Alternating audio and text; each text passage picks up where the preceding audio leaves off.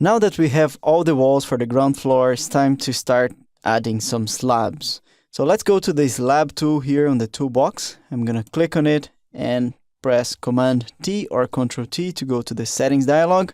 So as you can see, it's very similar to the walls. I'm gonna minimize everything I don't need here right now. And let's do geometry and positioning.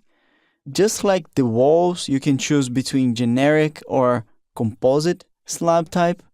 Again, we're doing a schematic design, so we don't want to know what's the build-up of the slab yet. So let's choose a generic slab, make it simple. And also let's stick to a generic material. So I'm going to choose a generic structural material. Here you can choose the thickness of the slab and the height to the floor that we are right now. So we are at the current floor, and the top of the slab, as you can see here in the arrows, the top of the slab, it's at the level 0 compared to our current floor. You can also add an angle to the edge of the slab. Let's keep it straight for now. And you can also change the reference plane of the slab. So for instance, if I move here the reference plane for below, you can see the arrow here has changed. And now the bottom of the slab is 0, which is not what I want. I'm going to go back here to reference plane on the top of the slab. Let's press OK and let's draw the slab. You can choose different methods of drawing this slab. You can choose a rectangular or polygonal. Let's keep it rectangular now, and let's add a slab from this point to this point. So as you can see, we have the outline of the slab. So now we can go ahead, select it, and start editing it. So the first thing I'm going to do is start shaping the slab.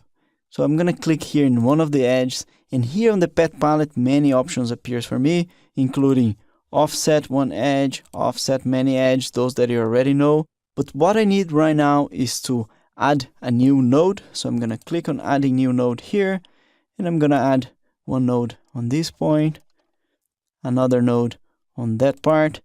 Now I can click on this edge and offset one edge inside. So I'm following the shape of the wall. I'm going to do the same here. So I'm going to click on add one node here, add another node here. And instead of offsetting the edge, I'm just going to keep on adding new points. So like this, we are shaping the slab to the walls. Again, I'm going to add here and add another one here. Let's click again on one of the edges here, and we have two options that we use quite a lot. One is to add a geometry. So let's say we want to add a part of the slab. Sorry, let's click it again, add the geometry, and we add one part, which I don't want, so I'm going to undo.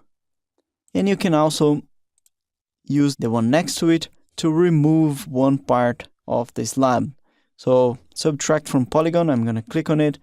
Now I'm going to change the geometry method from rectangular to polygonal, and I'm going to draw here the hole for the staircase. So I'm going to click on this point, go to the left and type the size of the hole. So it's 3700 this size, 3 meters on this side, and conclude. So that's how we add a hole to the slab. So let's go in the 3D and check how it's looking. I'm going to go here, orbit a little bit, and as you can see, we have a hole for the slab there. I'm going to press F2, go back to the floor plan.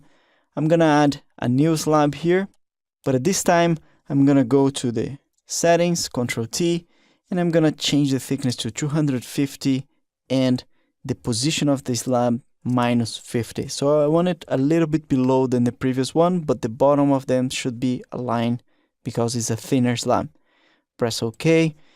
I'm going to make sure I have the polygonal geometry method so I can draw point by point.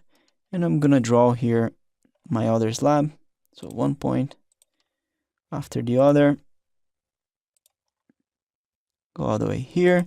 Now I'm going to hold Shift so I lock the direction of the slab. Click here. And go back to the initial point to close the slab.